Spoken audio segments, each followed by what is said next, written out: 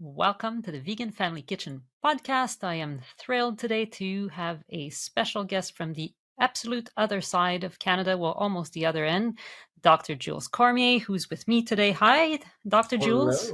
Hello. Good to Hello. have Thanks you. for We've having me. we've tried to do this for many months. We met in the plant-based nutrition certificate program of the University of Guelph, which we have both just finished, I think. Is that right? Well, I finished in August of last year, actually. I Oh, streamlined it and combined course together, so I finished a little bit before, yeah. you powered through. Love it. Yeah. So you have been practicing medicine since 2007, and you also teach at your local medical school. You have a family medicine practice. You're calling in from your office right now, and we're going to talk about that because I hear that 6 of your 16 colleagues, well, including yourself, are now eating a plant-based lunch. I find it awesome. And you also have a busy skin surgery clinic. You're passionate about fitness. I have seen you practicing in a World Ninja Championship in Las Vegas recently. I wasn't there in person, but I've seen the footage and it's really awesome. Thanks. We're going to talk about how you adopted a plant based diet after having been diagnosed with severe cholinergic angioedema, which sounds like a really awful thing, and you're going to learn all about it today. It's a debilitating condition causing anaphylactic-like symptoms and swelling. Basically, it sucks. And you have managed, which is a awesome story to hear, to reverse this condition with lifestyle better habits and plant-based nutrition. So it will be a fantastic conversation. If ever you don't get to the end and you don't hear this, you have to know that you can connect with him at plantbaseddrjules.com.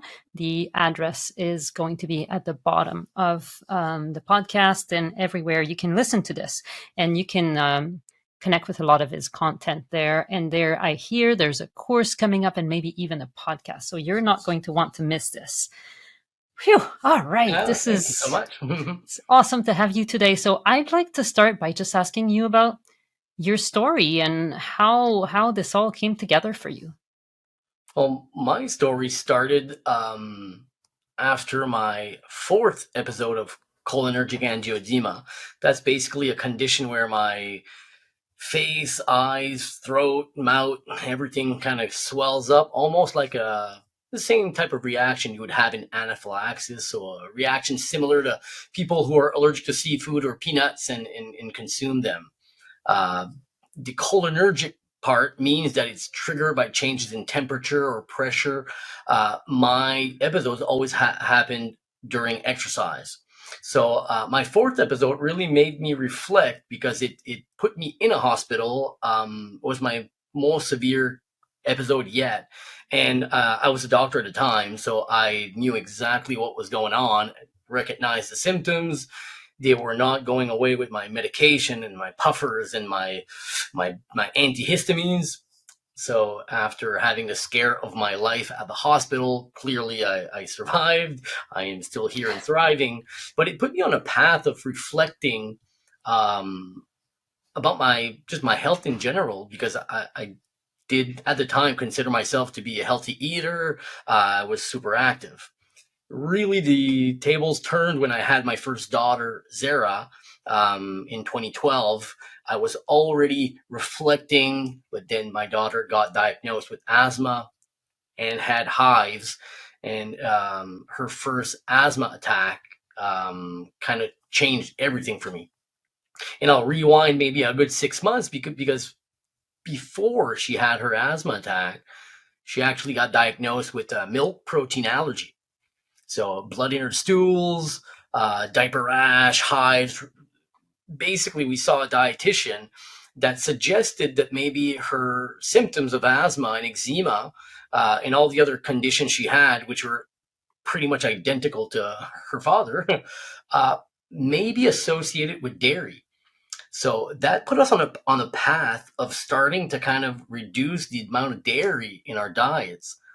And surprising to everyone, her symptoms got better and mine almost went away within a few months. That's That amazing. saw a very, very quick improvement in my symptoms. I started reading up on the literature, kind of trying to see if there's any link between lifestyle and asthma and eczema and allergies and all that family of atopic conditions, which are allergic conditions. And surprising to me, I had met dermatologists and allergy specialists and doctors, and no one had ever suggested that my symptoms or those of my daughter were related to nutrition. But I kind of basically devoted my life to learning more about it, and more, the deeper I dived into it, the more I saw that there was a huge amount of scientific research around nutrition and around chronic disease. And that pointed me towards plant-based diets. I transitioned within about a month and a year and a half, about 18 months, that it took me from from zero to hero. And I've never had a hive since. I've dropped my puffers. I don't have any chronic migraines or reflux anymore. My asthma is gone. I went from running a 5K with my blue puffer to running sub 2 hour half marathons without even using puffers at all. So my life changed drastically after I switched to a almost 100% whole food plant-based diet. And now my whole family eats that way. And it's become a lot bigger in terms of kind of eating for other. Now I eat not just for health, but for ethical reasons as well, and for the planet. And so that one thing led to another, and it became a huge passion of mine. I find this so amazing, and I have a pet project of mine as a former sociologist to understand what it is about medical education and the medical profession that is so stubbornly disconnected. I mean, I think it's changing because of individual physicians probably that are discovering this, but I'd like to have your insight as you've experienced it yourself about, I never learned about that, as you were saying, even talking with dermatologists. I remember being a teenager, you would read in the teenage girly magazines, oh, asthma has nothing to do with not asthma, acne has nothing to do with what you eat and all those things. And as you say, the literature is there. What's going on, and how did you manage your way through this? Yeah. So that's a great question. If I could go back to maybe 2007, when I started teaching at the medical school, I was actually asked to teach a lifestyle course. So the lifestyle course was kind of introduction to nutrition and exercise and fitness, and how lifestyle can impact your No smoking, exactly. And I think people chose me because they knew I was pretty active and kind of prioritized my health and lifestyle. But it was funny because I was like, I had never learned about that in medical school. And I was learning as I was reading the course syllabus and kind of getting informed on things that I was going to be teaching to medical students. So for me, it was so crazy that, or so overwhelmed managing chronic disease, that we don't allocate any resources to acting before they happen, right? And I really do believe that once people are made aware of the data, they kind of do prioritize that. I'll give you an example. For the last 10 years that I've been plant-based, I've been very vocal. Just so happens I have a privileged role where I teach to medical students. 85% of doctors in New Brunswick will pass through our teaching clinic where I'm sitting right now. I'm supervising interns, medical students for 2 years of their residency program in family medicine. And I do know that I'm going to talk about lifestyle. I'm going to talk about prevention. And I do know that a lot of doctors, when they read the data, they're convinced and then they act. But it's just, we don't learn how to interpret nutritional research in medical school. And I mean, maybe get 5 hours of training in nutrition on an 8-year program. It's not on the exam, so it's not exactly the top priority, No, I mean, and they're like everywhere. There are very unhealthy doctors with very poor lifestyles, and but I do feel like it's changing. because 10 years ago when I switched to a plant-based diet, I really felt like an outlier. Now we're in 2023, and I've been given a platform where I can actually, I've been given hours where I'm teaching these things to medical students.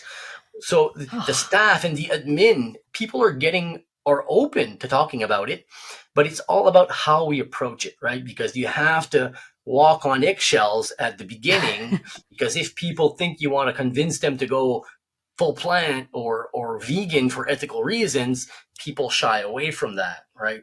And food is a very, very personal experience. So when you start talking about changing the way people eat, they really feel like you're prying into their personal life, and there's usually quite a bit of resistance there. But I have time and I have patience, and I'm gonna kind of keep speaking my message, hoping that more and more people will listen. And I know it's happening. It's just happening slowly, but I know it's happening. I mean, it's huge. And you said you started as an outlier, but I see now that you might more be in the, in a, I have a hard time saying this word in English, a beacon, a beacon, a shining light that other people are like, yeah, I wish I did that. But, and they might have a lot of excuses or reasons not to do it. But I do feel that change a little bit, and not everywhere, but at least some community. But your story really gives me a lot of hope that One of my, it's happening. Absolutely. And you just lit a light bulb in me. One of the big moments in my whole transition is one of my good friends who actually works in marketing and for a big company told me, he looked me in the eye and he said, don't tell them what to do, show them what to do. So I was like, oh my God, if you can share your experience and share your medical conditions practically going away within a year of changing your diet, and that brought my training and my athletic performance where I succeeded in the last few years, I think it just serves as an example where it is possible to completely turn your life around. And my story is just an anecdote, but there are a lot of anecdotes just like mine in the scientific literature now. And I think people are finally kind of waking up to that.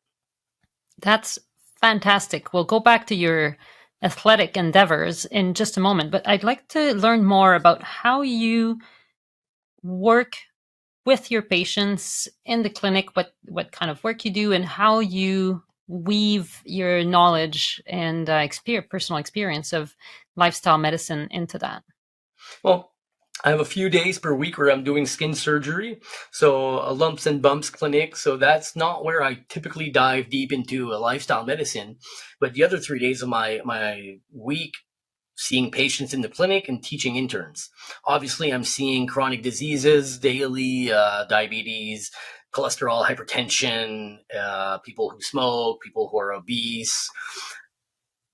I really feel like at the beginning, 10 years ago, when I really started being vocal with my patients about nutrition, um, I was kind of testing the waters to see what types of messaging would people respond to. And I did notice that maybe I was a little bit too pushy at the beginning, trying to have people move in the right direction. And I learned that through smoking. I'll give you an example. When you're trying to tell a patient to stop smoking, if he's in a pre-contemplation phase where he's not even reflecting on the possible dangers, you have to adapt your intervention to where he is on the process of change spectrum.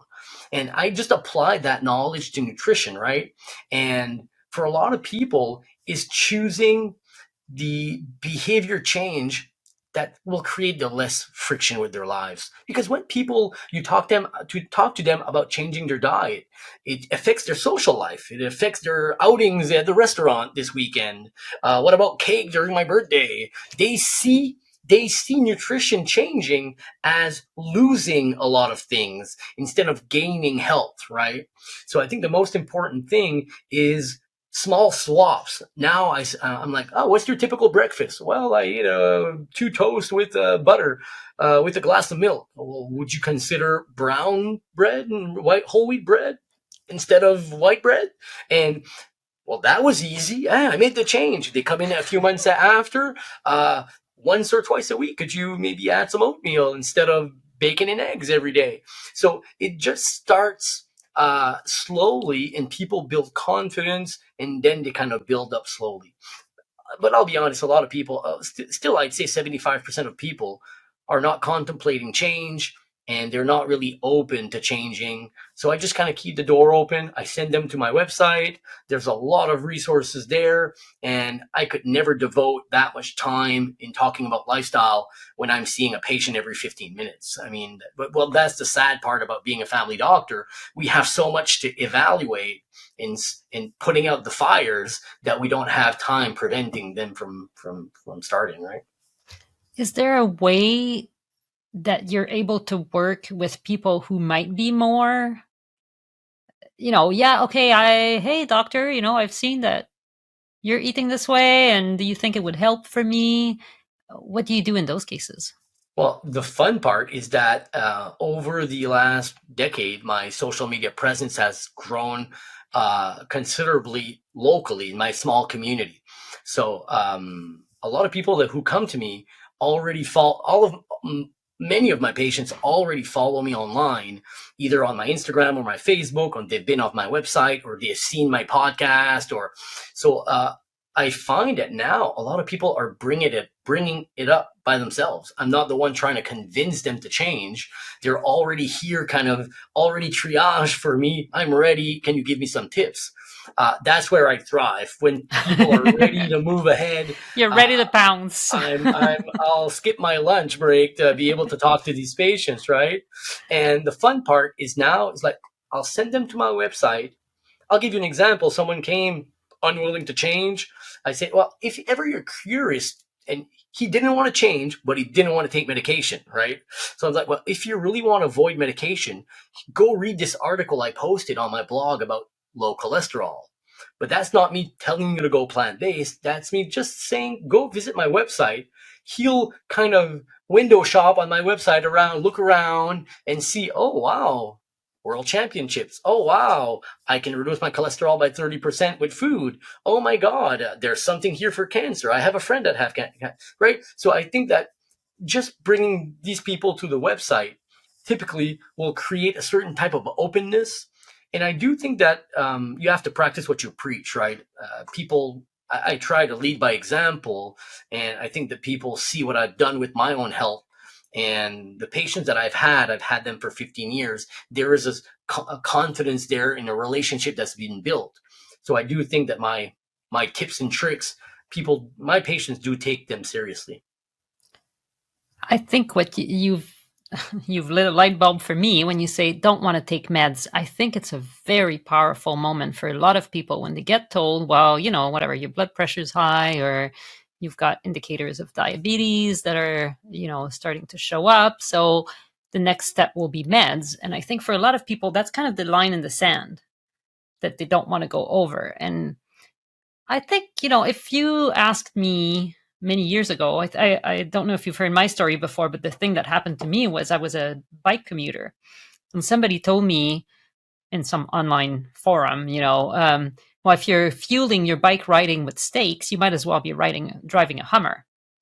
Right? And I know on the spur of the moment, my reaction was not like, oh, sure, I'm going to have beans for dinner. Like my reaction would have been defensive, just like you say, I don't want to change. But then it seeps through, and depending how dense, your traditions and attachment to your current practices is, it seeps in slower or faster. But then I think, people you've planted a seed. And I'm from a fishing town, fishing village, where I worked in fish marts and fish processing plants when I was a student. So telling people here to go plant-based is really unconventional. It's uncultural, but I've learned to put food on a spectrum for people. On this side of the spectrum, you have ultra processed foods, and on this side of the spectrum, you have whole plants. And here's how processed meats, red meats, white meat, dairy, fish, and eggs fit on the spectrum. And the goal is just to move towards the right side, slowly but surely. So you're not telling them to cut out certain foods, I'm telling them to add more of the healthy ones on this side of the spectrum, they kind of naturally crowd out the bad ones, right?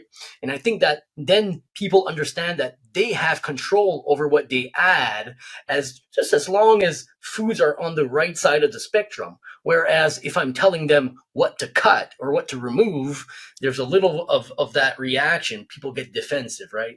And I do understand that. I was like that before I was forced into an aha moment with my conditions and my kids' conditions. That kind of forced me to reevaluate. But I would not say that I was open to change before being hooked up to an IV. I already had conditions for a long time in 3 angioedema episodes before that, and it never even crossed my mind. Literally, it was a dietitian, while I was sitting there talking about my daughter's allergies, who said, maybe he's going to help you as well if you and then everything clicked. So I was ready to receive that message. A few years before, someone would have said the same thing, I would have maybe been closed off. So it's opportunity meeting preparedness. I love that. That's fantastic. Tell me, I can hear some very convinced health activists, and you say, at the beginning that you were maybe a little more pushy about it, and I think that's the same for every new vegan on the planet. When you've just opened your eyes and you're like, holy smokes, this is amazing. How come doesn't everybody know about this, right? And I get it.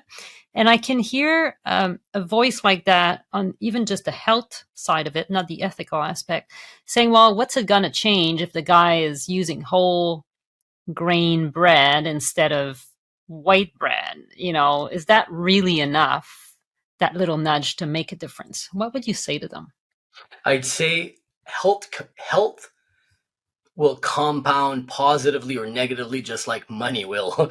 It's small behaviors that are sustained for lengths and lengths and lengths of time.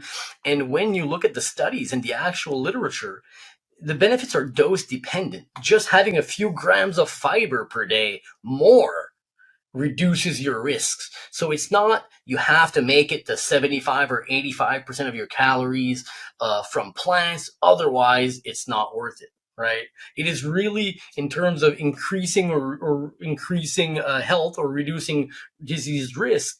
It's really a spectrum, right? So every little bit helps, and it's finding that little bit that people are willing to change. Some people will look at me and say, "I'm not eating whole wheat bread. I hate whole wheat bread." Well, then that's not the right one to change for you. There is something else. Someone will say, "Well, I'll eat quick oats instead of eating ultra processed cereal. That's not a big change for me. I'll do that." Or I won't switch my quick oats for whole oats, but I will add chia to them. Right? So that's why it takes so much time to figure out. It has to be personalized, right? If someone is disgusted by a certain food, who am I to tell them to eat more of that, right? So it's really a conversation on which of these foods on the right side of the spectrum would you have minimal friction with introducing to your life. And sometimes it's hiding them in smoothies, or sometimes it's hiding them in a stew, and sometimes I'll give you an example. At the beginning, we were doing half milk and half soy milk just to try, and then we can kind of transition. A lot of people will go 100% overnight, and that's awesome. But I mean, the science says that most people have to inch their way closer to their goals. Small incremental changes will add up over time, and just choosing the changes that create minimal friction, right?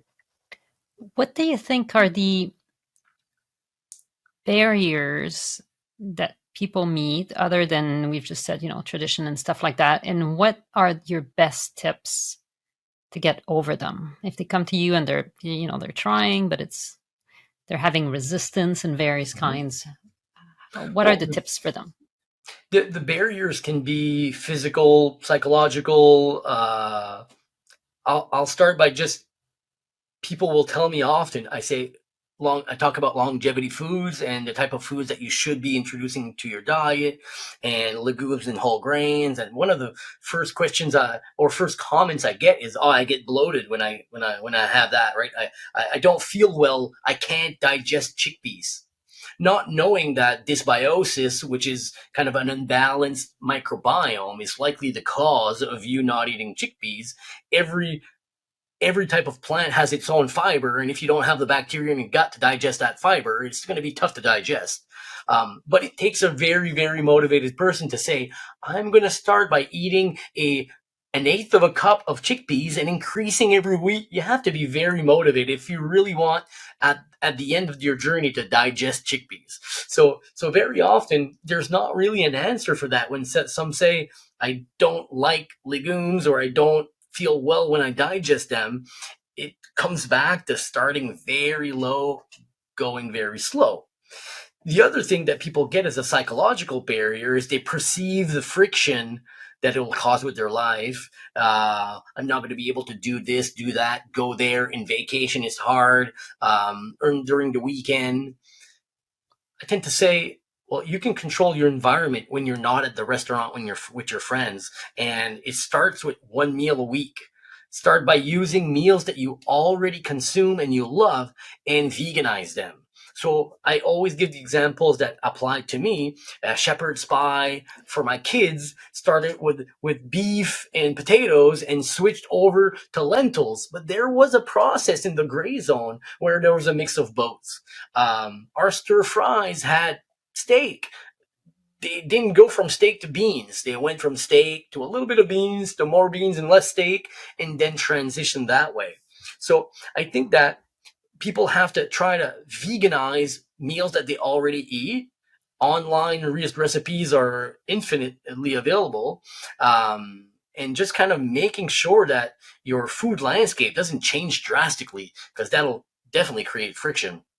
Obviously, that's what worked for me. A lot of people see that as like a big change where we're going to be able to, I'm going to lose my social life. I'm not going to be able to find anything in the restaurant. I think that once you're convinced that going more plant-based is a goal, we can start tackling what to do when you're vacationing and what to do when you're at the restaurant. But I don't necessarily talk about that because it represents a minuscule percentage of your time, right? If you can start by changing your breakfast or changing one meal or two a week and have a win, and notice that it's really not that complicated in veganizing a meal, building some confidence and kind of moving forward. I always want to make sure people recognize that I had a sense of urgency of changing. I really felt connected to the science and to the health reasons. But it took me almost a year and a half to get from standard diet, not a good, clean diet that included animal products, to a 100% whole food plant-based diet. And I felt like I did it quickly because I was very, very motivated. So that's where the people that want to go or perceive that there's a timeline that you have to go 100% in 3 months is going to be very hard for a lot of people unless they're very, very super motivated. Yeah, I mean, I think for most people, most of us, it's like the very unfortunate analogy of the frog in the pot of water with the fire lit under it, right? And the water at first is just like lukewarm and it's okay. And whereas some people will have that, as we mentioned, the line in the sand, or a crisis like a heart attack at, I don't know, at age 38 that tells them, like, whoa, like that's a big awakening that might trigger the kind of circumstances where you're ready to make a big change. But otherwise, it's just your health might be declining just a little bit at a time, and you don't have a fire lit in, behind your butt to. And a lot of people don't even recognize that chronic pain in their back or their chronic pain in their knee would be in any way associated to diet. So they don't. Well, they think it's just normal aging. Also, I think I have this other podcast, which is in French, that's called La Quarantaine, about living in your 40s. And I've had a few men tell me, and I work hard to not say anything about it, but, I play hockey and the young guys are joining the team and the ice is getting bigger, than it used to be. I'm like, well, maybe there's something you can do about it, but that's tricky. Tell me a little bit, if without naming names, I don't want to get into the doctor-patient confidential agreement there, but have you had the pleasure of seeing success stories, patients that were able to leverage lifestyle, including nutrition, to improve their numbers, improve their health, improve their lives? Absolutely. So my first patient, it's been a while now. I'm assuming she might listen to this episode. Um, it was sleep apnea. And for her, there was a certain embarrassment in wearing a CPAP. She had severe sleep apnea. She had to sleep with the whole mask and the apparatus, and it was kind of an embarrassment for her. But she was overweight, and small changes added up over time. She got rid of her CPAP. She got rid of her blood pressure medication. She lost a ton of weight, so she didn't have any sense of urgency, but she really valued her health.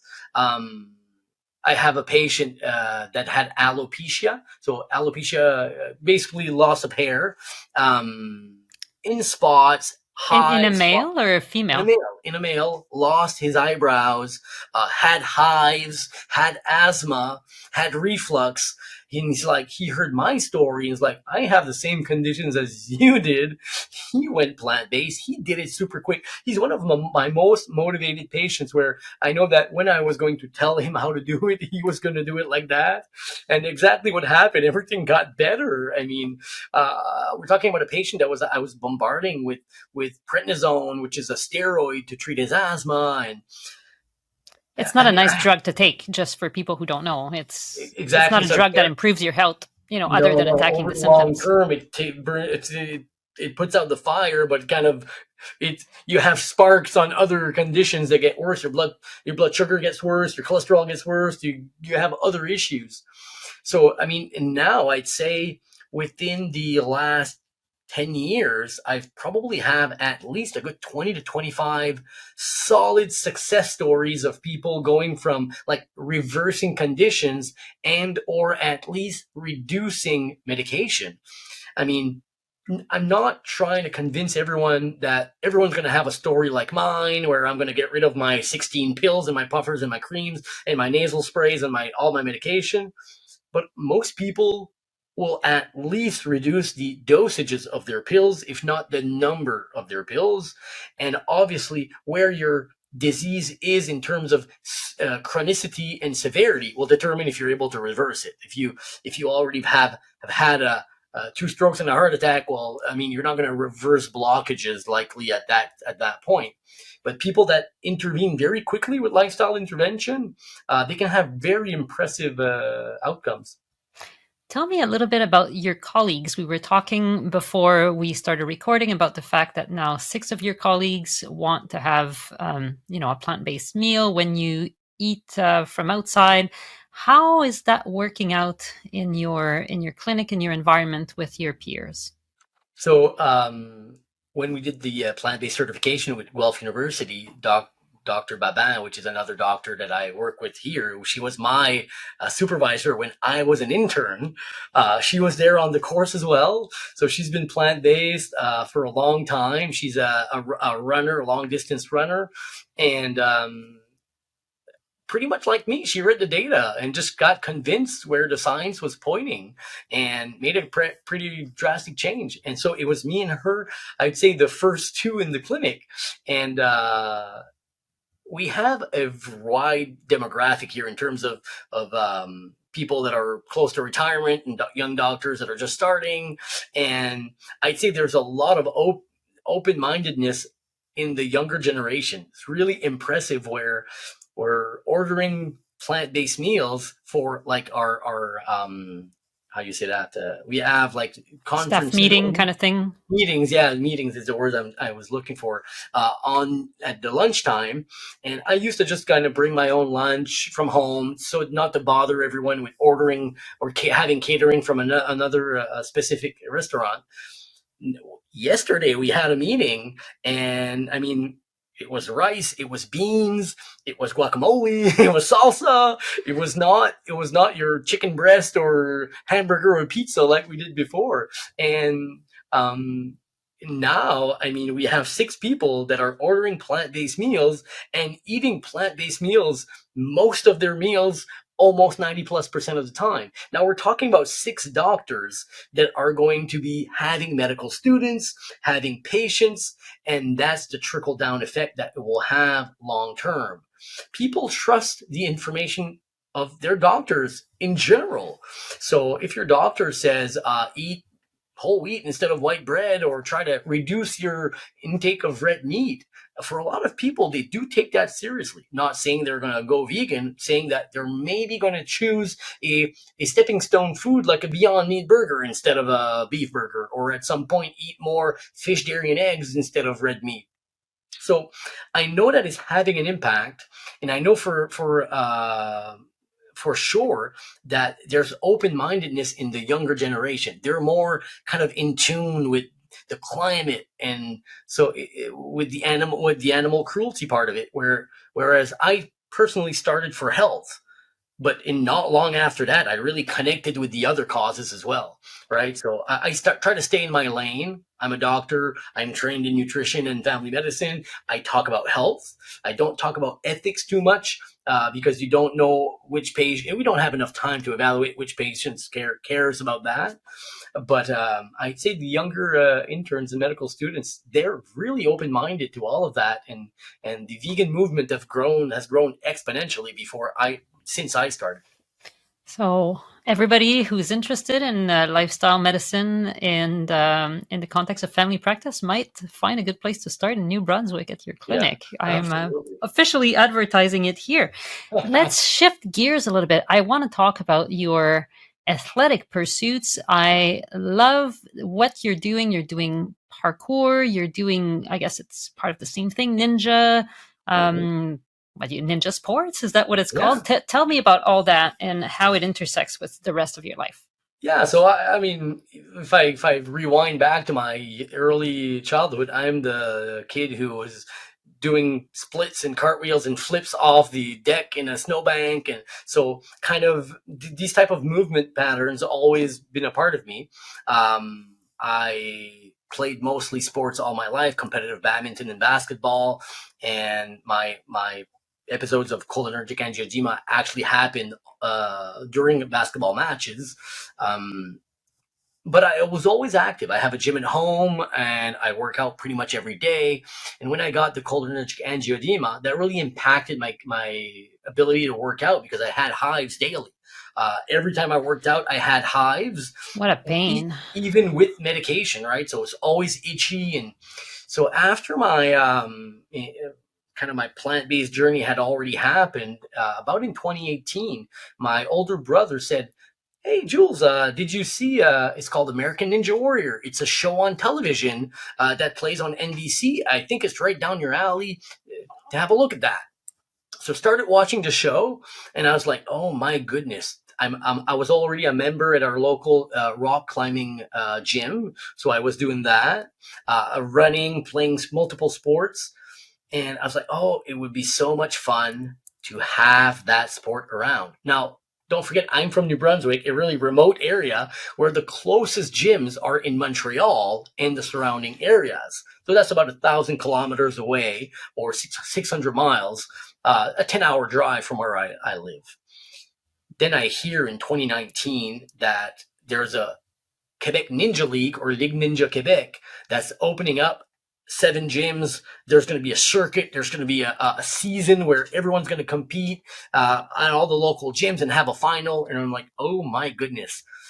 So I, spur of the moment, looked at my wife. We had a week off. She said, "You want to drive up and try this?" So we drove to a gym just to see how it felt. And the owner, who I connected with immediately, said, "We have a competition in a few weeks. Would you even consider coming back and competing as the only person from the Maritimes?" And it's like, I'll try. I'll try. If you can reassure me that I'm not going to embarrass myself, I'm going to go. So I competed, and my first competition in 2019, and did much better than I thought, and really kind of did very good. It's like if you continue competing at the end of the year, points accumulate. You can make the finals. If you have a certain ranking, you can actually qualify for the World Ninja Championships. Now, so I kind of clicked with the sport devoted my life to the sport. And after my third competition, the pandemic hit. So we can't cross the borders anymore without quarantining for 2 weeks. I am a doctor. I cannot afford to put my patients on hold so I can live out this ninja dream of mine. So competitions move ahead. I can't compete. We always talked about the dream of opening up a gym back home. My wife says, take the money that you would invest in a gym and build one at home. So we took our double garage and we transformed it into a ninja gym where I train daily. And for the pandemic, now I can train at an intenser level because my symptoms are not bothering me anymore. My recovery is through the roof.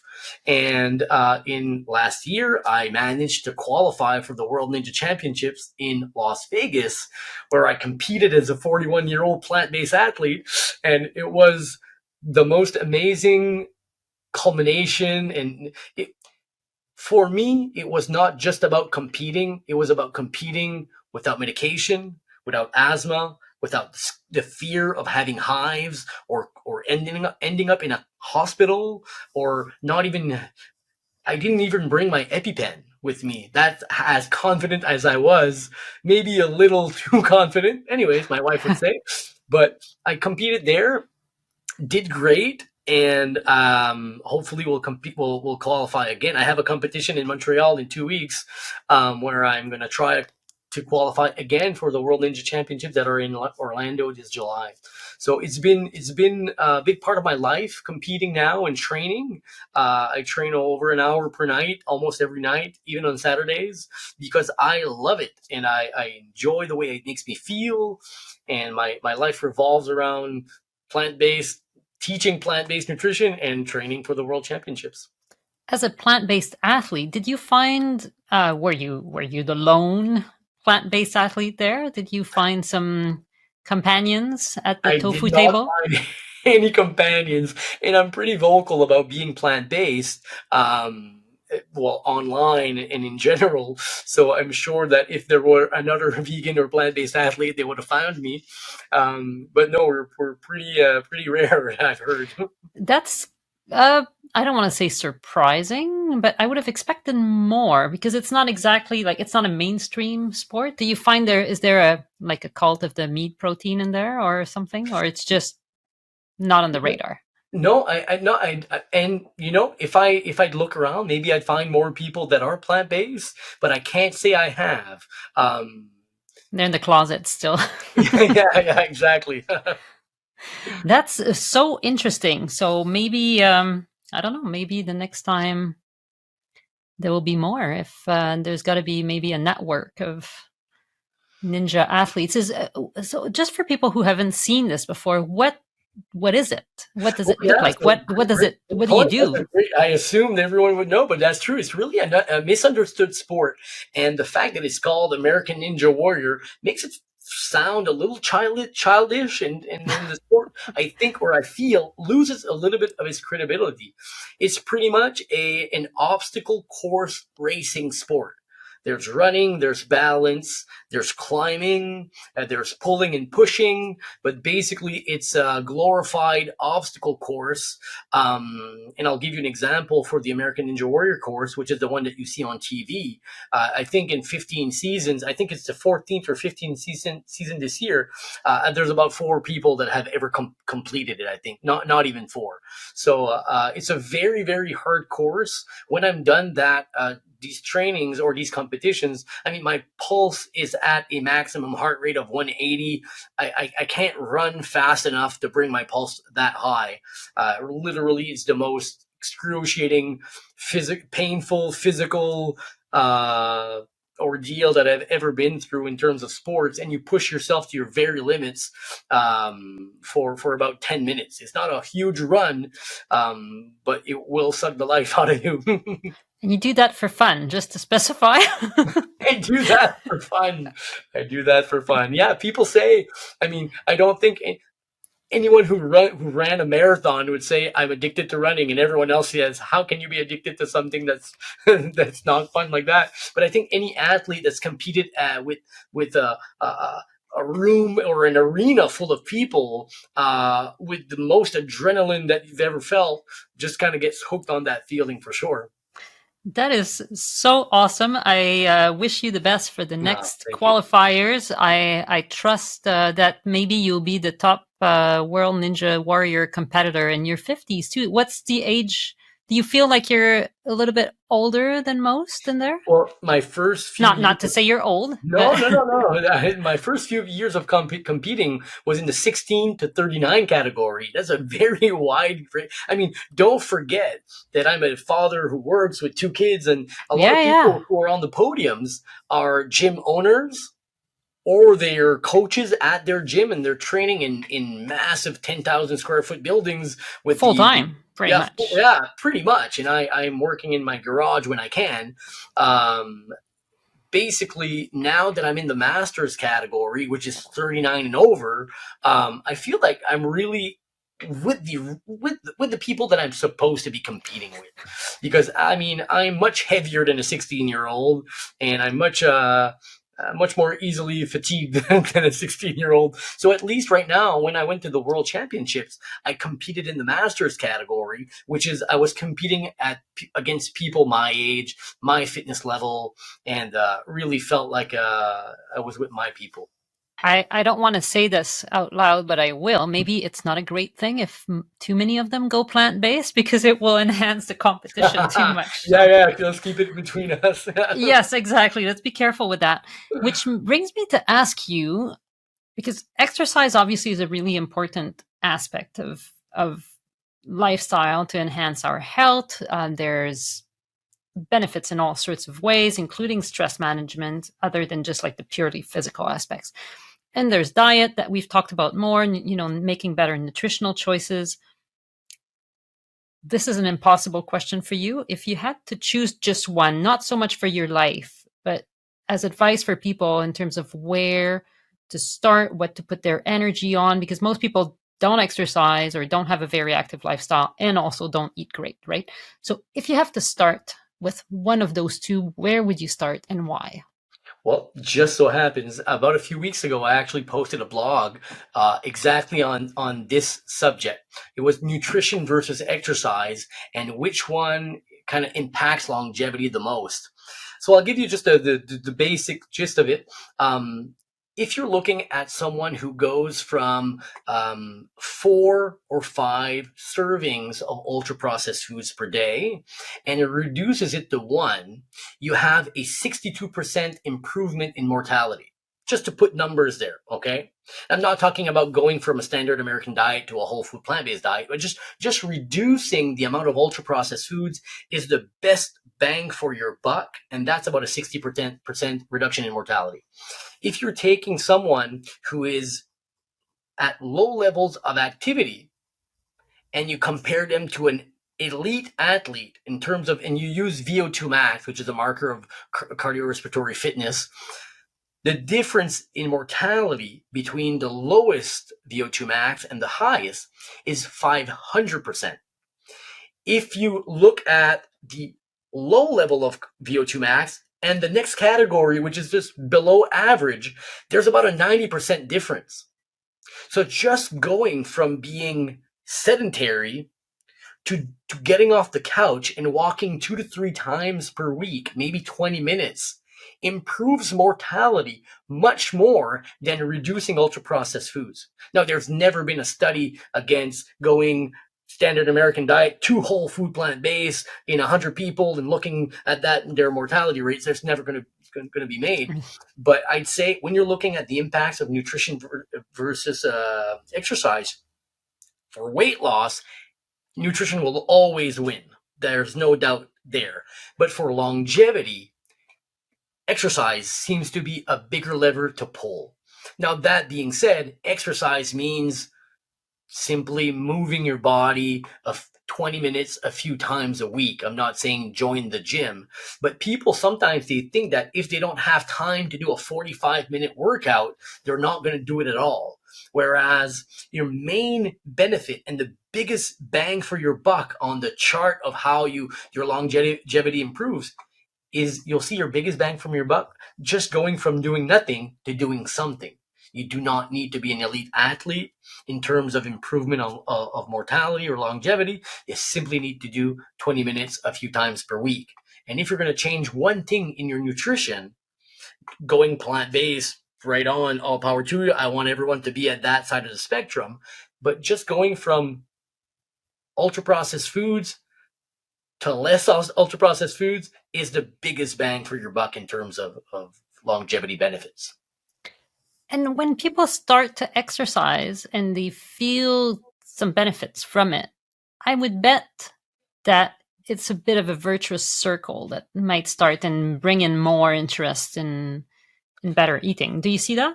Absolutely. And I think that anyone who does anything where their health is prioritized, whether it's meditating, whether it's reading a book, whether it's engaging in social activities, but I'd say for sure with exercise, after people exercise, rarely do we see the people say, now that I've worked out for an hour, I'm going to go eat at the restaurant or junk food. Typically, they kind of go hand in hand, and people do build confidence and get that little dopamine rush of I'm taking charge of my health, and then that can definitely snowball. So we do see that for sure. That's absolutely wonderful, and I am so excited that you are doing this work and nudging people one day at a time in your clinic, whether those people are fellow physicians or your patients. It is great news, and whenever I have a conversation like this, I feel hope. This I'm hopeful, yeah. something is cooking, and we will. I don't know if we'll conquer chronic disease in my lifetime, but certainly I think there's definitely improvements on the way. You feel optimistic as well? Oh, absolutely. I just see the uptake and open-mindedness in my surroundings. And when I thought that 50 people were gonna read my blog 2 years ago, and I saw 1,000 read it, I was like, oh my goodness. I mean, at least it's reaching some people, and it ended up reaching a lot more people than I thought. That's absolutely wonderful. Please, please, please keep it up. And how, again, can people connect with you and learn more from you? Well, the main social media account where I post most of my content is actually on my Facebook page, where is plant-based Dr. Jules on Facebook. My Instagram handle is plant-based_doctor_Jules. And it's a mouthful, and my website, plantbaseddrjules.com. I strongly encourage everyone to connect with you, to subscribe to your newsletter, to make sure not to miss any of your posts. And I wish you the best with the upcoming course. I think that will be an awesome tool to help more people enjoy their lives to the fullest. Thank you so much for being with me today. Thanks so much for sharing your platform so I can spread my message. That's wonderful. Thank you.